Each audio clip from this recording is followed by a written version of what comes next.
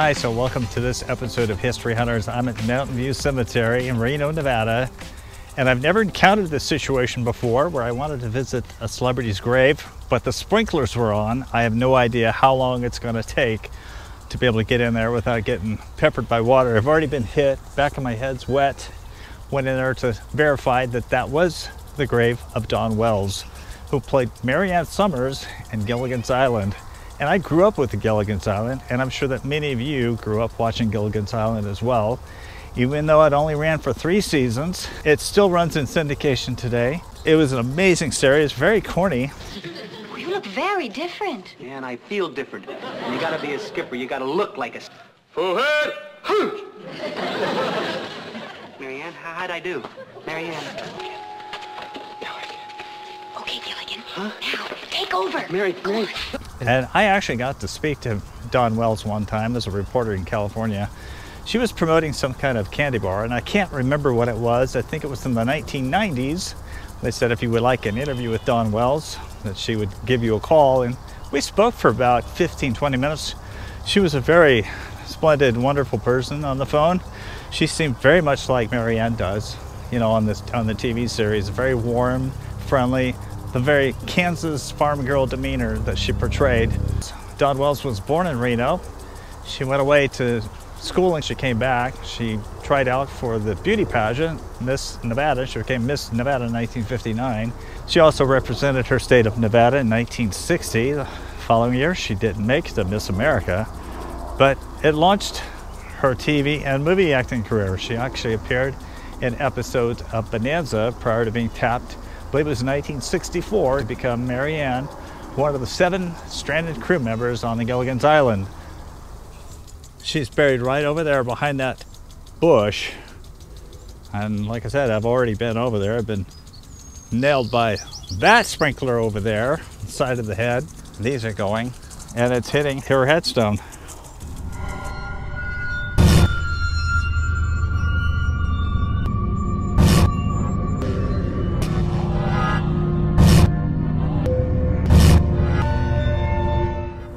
So did you watch Gilligan's Island? I did. Yeah? Yeah. Did you like it? Yeah, I like that show. It's corny, yeah? Yeah. And it all just silly things that you know are impossible.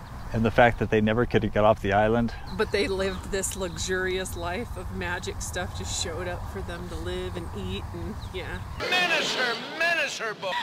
You're gonna be burned at the stake and smoke will get in your eyes and everything. Don't stand tired to the stake, that's it. Oh, kind sir. And their Robots that go in the water and just walk off. their clothes never fade or tatter or get threadbare. Yeah. Just as Gilligan. Wait, not Gilligan. The skipper had the red shirt, right? His red shirt never faded. Who's No, the red shirt? Skipper or Gilligan had the red shirt. Okay. Skipper had the blue shirt. Yeah. And they never faded. Never faded.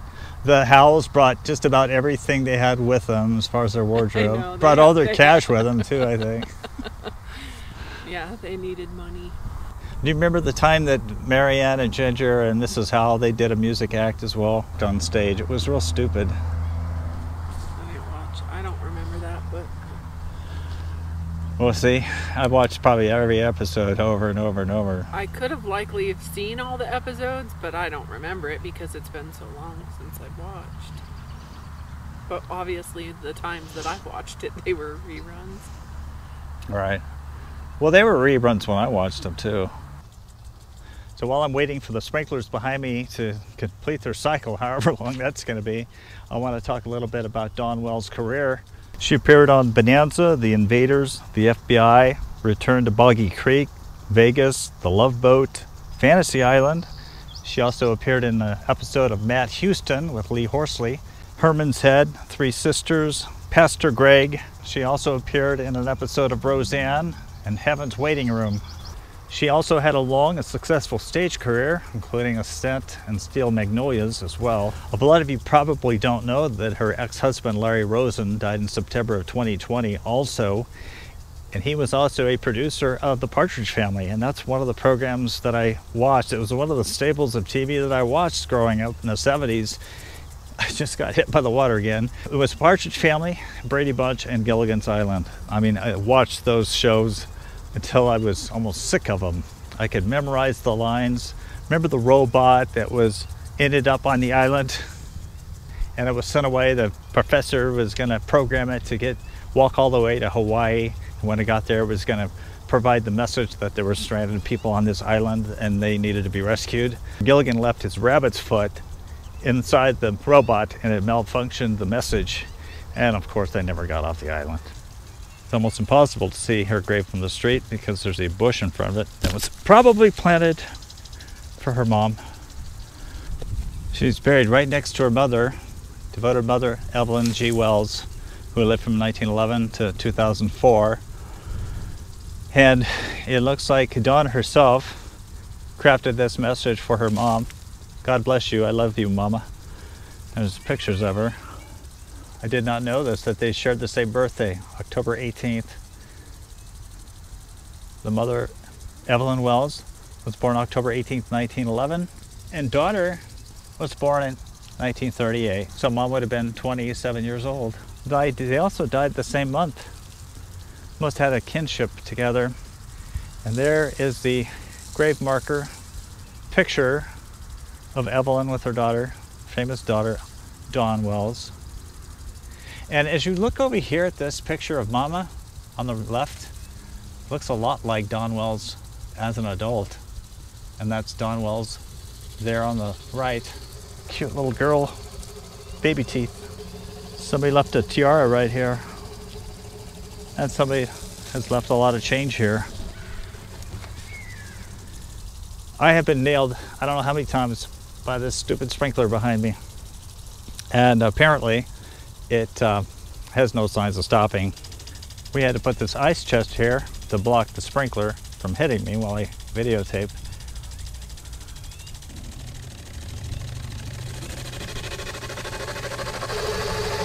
Works like a charm. But to think this very, very ugly industrial business, this industrial use over here, is this very green cemetery with one of the most recognizable TV figures of my generation. And for a good reason. I was more of the type that kind of liked Marianne. She was sweet, innocent, modest. Ginger was over the top, sensual. I want you to get me off. I am not programmed. 2020 was not a good year for Dawn Wells. I understand that she failed, that she incurred some medical expenses, and she made an appeal for the public to help her out. She said she found herself at the end of her life without a husband, without money, and she was needing the public to help her. And through GoFundMe, they raised a fair amount of money to help pay for her hospital bills. It was then later revealed that she also had dementia, and COVID took her out in December of last year. I also lost my mother a little bit before that. She died October 31st the same year.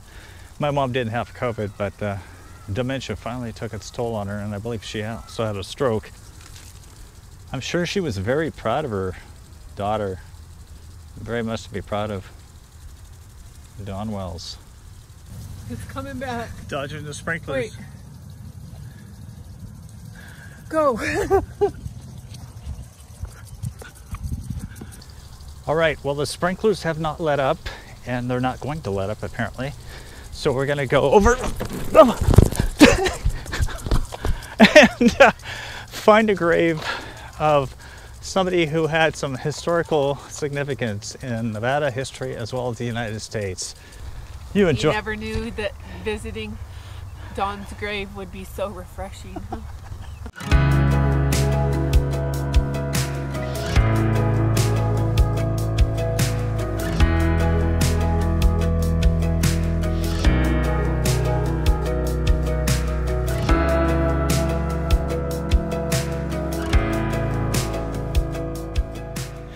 It wasn't very hard at all to find this grave of Patrick McCarran because he stands out among the flat headstones behind me.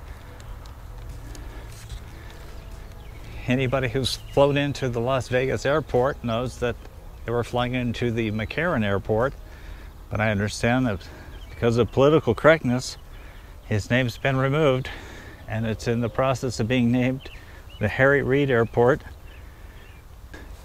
I really like this marker, the way the sun's striking the seal of the United States Senate with the eagle, the shield there, and this nice engraving, True Nevadan Statesman, Champion of Faith, 1876 to 1954. Him and his wife are above ground.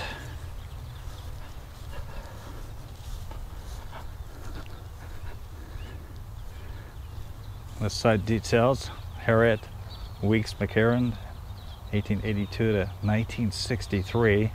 The Valiant Woman, Patrick Anthony McCarran, 1876 to 1954. A true Nevadan American statesman. He worked his way up, state assemblyman 1903 to 1904. He was district attorney of Nye County. He was on the Supreme Court of Nevada. U.S. Senator from 1932 to 1954. A member of the House Appropriations Committee. He chaired the Conference of Western States Governors for 10 years. He defended the Supreme Court of the United States in 1937.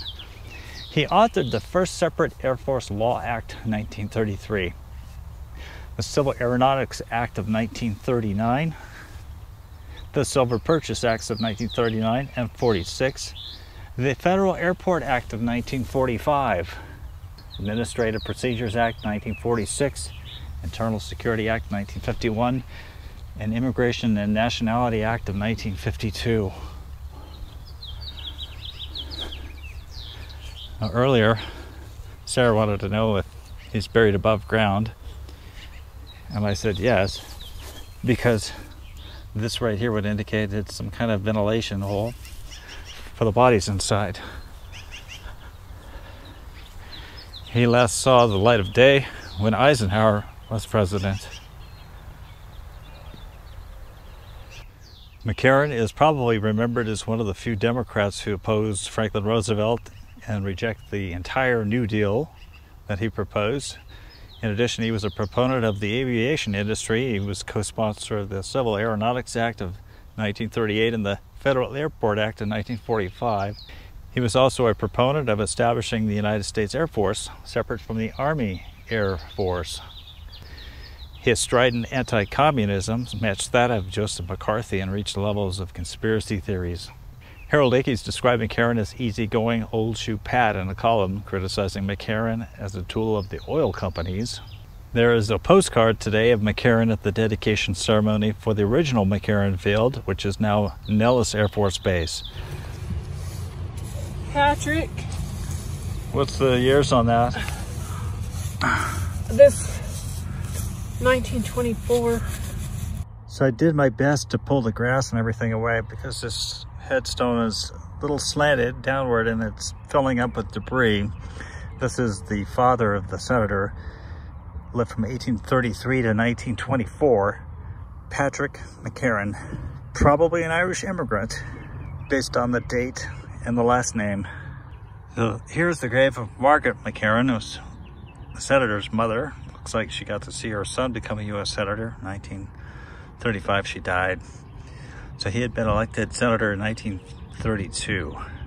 So last night we stayed in Reno, and it was just a little off of McCarran Boulevard. It's one of the prominent boulevards in Reno, and it's named after this former senator.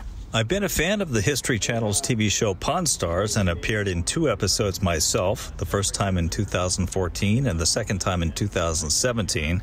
In preparing this video, I took interest in an episode in which Rick Harrison of Pawn Stars acknowledged McCarran's place in history when a seller came in to sell the late lawmaker's Senate floor chair. He sat in this chair when we declared war on Japan, Germany, Italy. That's a neat piece of history. Rick Harrison shelled out $3,100 on McCarran's chair and later loaned it to be displayed at the Clark County Museum. $3,500.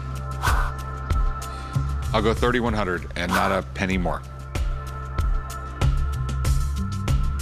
Okay. All right, let's go do some paperwork. The Clark County Commission earlier this year, 2021, voted to take the name of McCarran off of the airport in Las Vegas and turn it into the Harry Reid Airport. But the FAA doesn't regulate airport names, still must complete the administrative tasks to reflect the change. This change of the airport names is supposed to happen before the end of the year. The Las Vegas Review-Journal also reported that the delay in renaming the airport from McCarran to Reid Airport could be delayed by the fact that they have to raise $5 to $7 million to rebrand the airport. And it's all got to be raised by private funds. So here you have a body of elected county officials causing $5 to $7 million to be spent. Doesn't need to take place. In 2017, the Las Vegas Review-Journal reported that at least one Nevada resident, a William Pyatt, was upset that a statue of McCarran was suggested to be removed from the U.S. Capitol's Statuary Hall. Pyatt was 14 in 1954 when he heard McCarran deliver his final speech in Hawthorne just before the lawmaker collapsed of a heart attack and died. Pyatt said claims that McCarran made anti-Semitic and racist remarks should either be backed up with facts or his statue should be left alone. Pyatt also suggested that Harry Reid only wanted the name of McCarran removed from the Las Vegas airport so that his name could be attached to it. Pyatt said that his family was close to the Democrat and that he never heard McCarran made a disparaging comment about anyone's race. The grave here is probably shaded sometimes by this pretty large tree that hangs overhead, blocking us. And look, there's an airplane right above us. Sarah and I want to thank you for joining us on this episode of History Hunters, where we got to check out the grave of Don Wells and Senator McCarran here in Reno, Nevada. We always appreciate a comment, hearing what you thought about our program, getting a thumbs up, and subscribe if you haven't already done so. Thank you so much.